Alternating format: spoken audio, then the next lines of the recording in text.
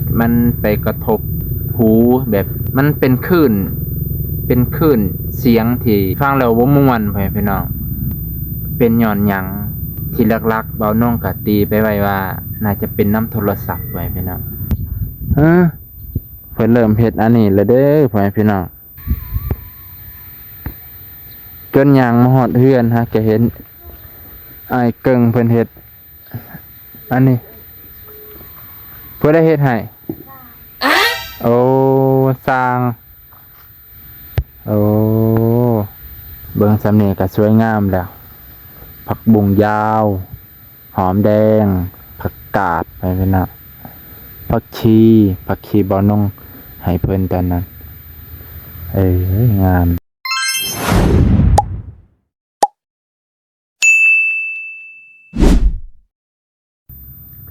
สบายดีพ่อแม่พี่น้องลุงป้าที่เคารพเบิดสุขุสุคนบ่ว่าจะอยู่ในประเทศและต่างประเทศเด้อพ่อแม่ลุงป้าอาเอน้องและสวัสดีครับพ่อแม่พี่น้องลุงป้าที่อยู่ประเทศไทยนะครับมื้อนี้ยินดีต้อนรับเข้าสู่ช่องเบานงพาเลาะนะครับพ่อแม่พี่น้องลุงป้ามื้อนี้ก็เลยมาหาร้อยคือเก่าพ่อแม่พี่น้องเนาะก็มีหลายคนคอมเมนต์ในช่องของเบานงว่าวิดีโอของเบานงมันมีเสียงแทรกซ้อนขึ้นมาไปพี่น้องเมื่อเปิดวิดีโอแล้วมันดังจี๊ดมันไปกระทบหูแบบมันเป็นคลื่นเสียงที่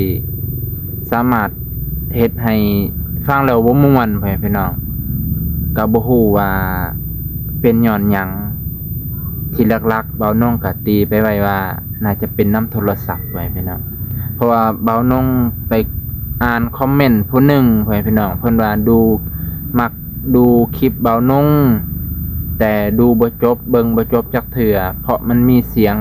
จี๊ดคือเสียงจีรอนแต่บ่แม่นมันเป็นน้ำโทรศัพท์คิดว่านะเพราะว่าเบาน้องไปไล่เช็ควิดีโอเก่าๆก็บ่ค่อยได้ยินหลังจาก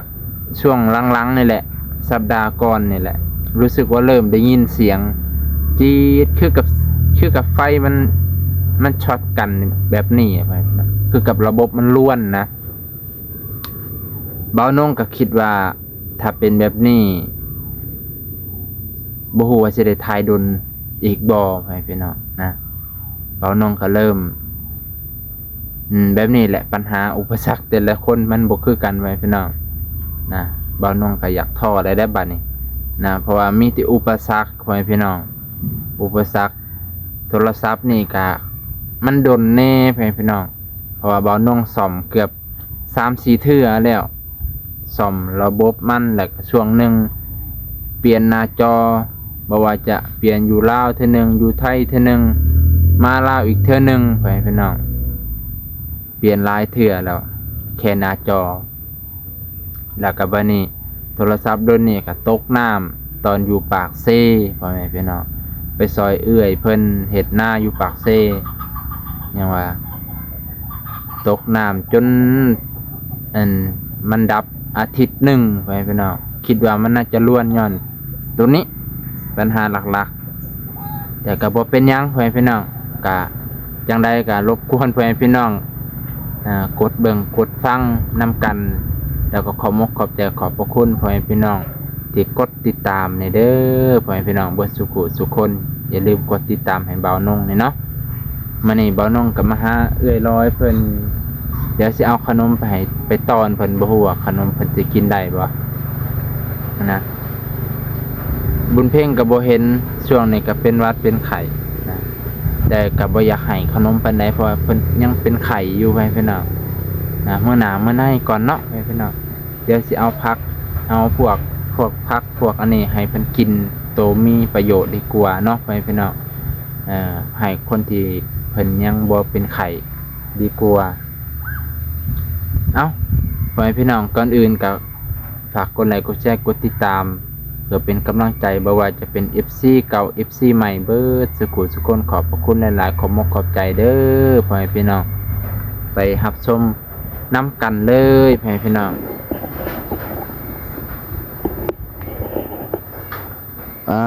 ตัวนี่แหละพี่น้องบรรยากาศช่วงเช้า9 นาฬิกาโดยประมาณบ่าวนงกะ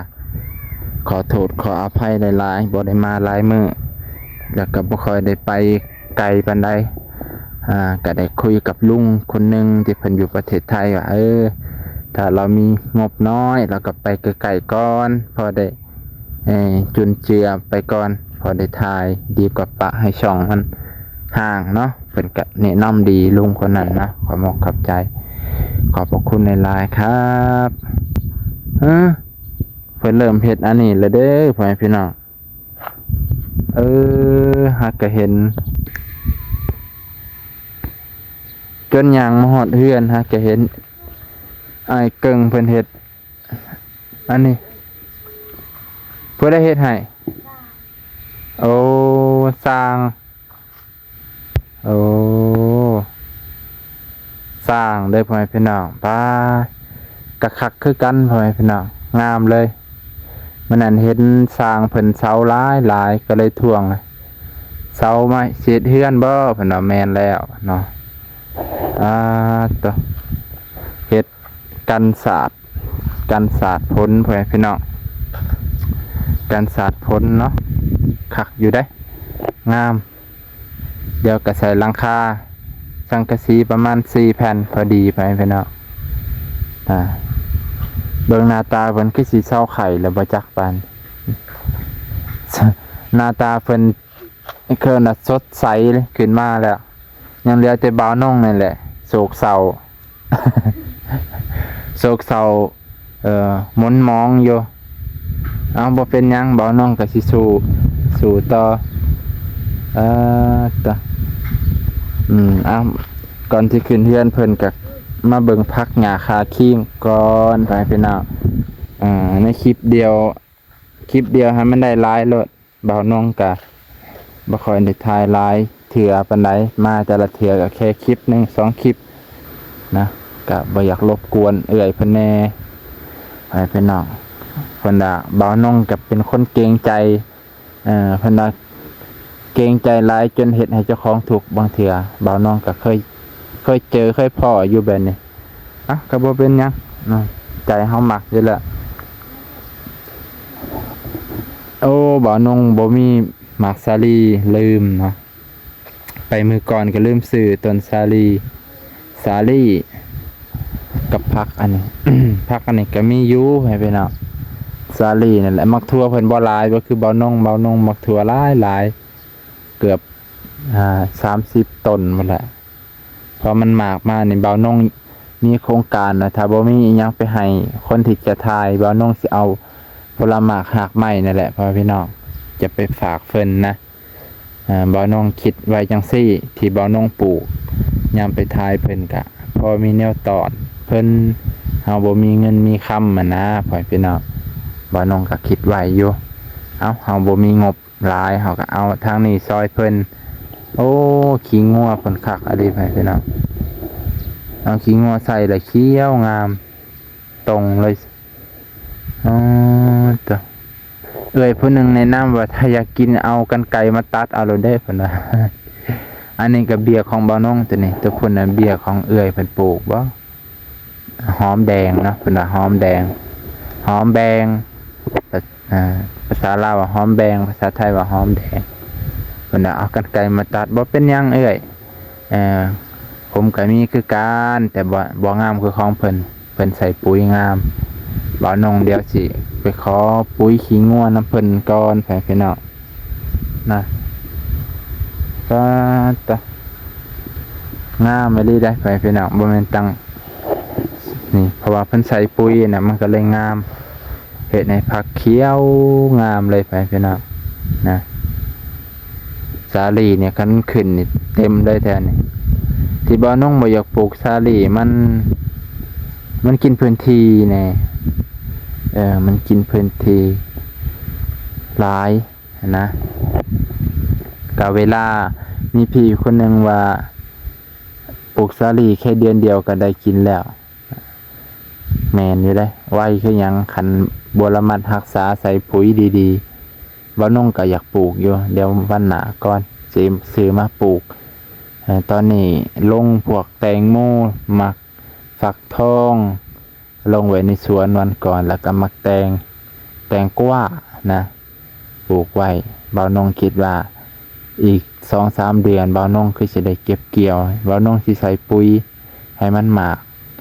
มีบุญมีบุญมาเนาะบุญมาเพิ่นแนะนำว่าถ้าบ่ใส่ปุ๋ยมันจะบ่มากเพิ่นน่ะมันใหญ่ขึ้นมาแล้วมันบ่มากอาจจะแม่นความเพิ่นไปเพิ่นน่ะบ่าวนงบ่เคยใส่ปุ๋ยจักเทื่อมีแต่ใส่ปุ๋ยคอกงัวธรรมดาแต่มันยังบ่หลายพอบ่าวนงก็เลยคิดว่าลองใส่ปุ๋ยเม็ดเบิ่งเมื่อเช้านี่เอาปุ๋ยเม็ดใส่แล้วก็ฝนลิ่นๆพอดีเหมาะเจาะเลยพี่น้องนะอันนี้เดี๋ยวบ่าวนงบ่ได้เข้าไปในสวนเพิ่นดอกพี่น้องบ่ได้เข้าไปในสวนเพิ่นเบิ่งสำเนียก็สวยงามแล้วผักบุ้งยาวหอมแดงผักกาดพี่น้องผักชีบ่าวนงให้เพิ่นตอนนั้นงามปกติผักชีอยู่เนี่ยฮะอยู่ใกล้ๆนี่จะเพิ่นมาหวานพี่น้ำผักชีแล้วก็ผักสะระแหน่ไปพี่น้องทางบ้านบ่าวนงว่าผักเสริมทางไทยว่าผักสะระแหน่นี่ผักชีตอนนั้นมันเหี่ยใส่นี่เหี่ยใส่ดินเพิ่นมุนเบิดนี่ผักชีเพิ่นก็กำลังงามแต่ฮู้สึกกับเพิ่นปลูกโดนเติบอยู่นะพี่น้องเกือบสิเข้าเดือน2 เดือนแล้วบ่จักเกือบ2 เดือนแล้วนะยังบ่ขึ้นแต่ว่าผักหอมนี่ขึ้นไวอยู่กับอันสาลีการปลูกนี่บ่แม่นง่ายๆไปพี่น้องคันบ่เอาใจใส่จริงๆนี่บ่ได้กินนะบ่ได้กินเพราะว่าหยังคือมันก็ต้องดูแลแบบจริงจังอะไรหรอพี่น้องจริงจังคือบ่าวนงนี่ก็เกือบมื้อนี้แหละบ่ได้เข้าสวนเบิดมื้อตั้งแต่เช้าปกติจะเข้าเช้าเข้าแรงช่วงนี้มันหนาวพี่น้องมันหนาวบ่าวนงก็บ่ได้เข้าสวนปกติจะตื่นตี 4:30เข้าสวนบ่ฮู้ว่าเข้าไปแล้วมันก็มันอยากมีแนวเฮ็ดแล้วนะมีความสุขคันได้เข้าสวนเลยในความคิดของบ่าวนงนะมันมีความสุขคนแบบมักเข้าสวนแล้วก็เฮ็ดนั่นเฮ็ดนี่มีความสุขไปพี่น้องเดี๋ยวสิเข้าไปหาลอยเพิ่นเนาะไปพี่น้องคอยว่ากันอีกคลิปต่อไปคลิปนี้คอยจบเพียงเท่านี้ก่อนเพราะว่าถ่ายโดนมันหลายนาทีแล้วมันอัพลงยากลงช้าไปพี่น้องมันจะช้าแต่มื้อนี้ก็เลยว่าสิเฮ็ด2 คลิปพอแล้วมื้อนี้เนาะคอยไปหาอีกเพิ่นในใจอยากไปหาพรวิไลพี่น้องแต่บ่ได้ไปคิดว่ามื้อนี้ถ้าว่างอาจสิได้ไปอยู่พี่น้องไปมื้อนี้ก็ขอบใจขอบพระคุณพี่น้องฝากกดไลค์กดแชร์กดติดตามเด้อพี่น้องลูกป่าสุขุสุขคนสบายดี